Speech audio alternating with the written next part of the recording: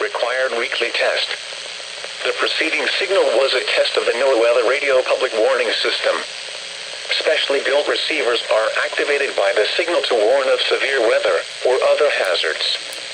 Tests are normally conducted each Wednesday between 11 a.m. and noon, and again between 6 and 8 p.m. If severe weather is expected on Wednesday, the test will be postponed until the next day, weather permitting. Reception of this broadcast, and especially the warning signals, can vary at any given location. This variability, normally more noticeable at greater distances from the transmitter, can result even though you are using a good quality receiver in perfect working order. Warning alarm tones are activated on transmitters for counties where the signal is reliably received, in sufficient strength for consistent and dependable service.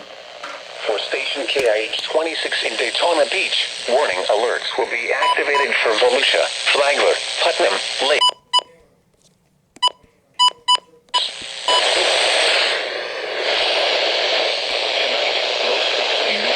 Boulevard, Lake, Orange.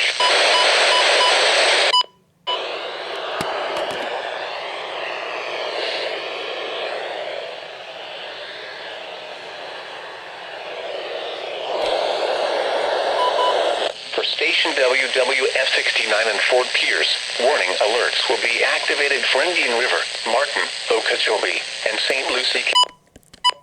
This has been a test of the NOAA radio public warning system.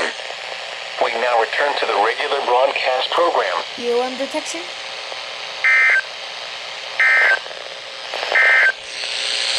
Marine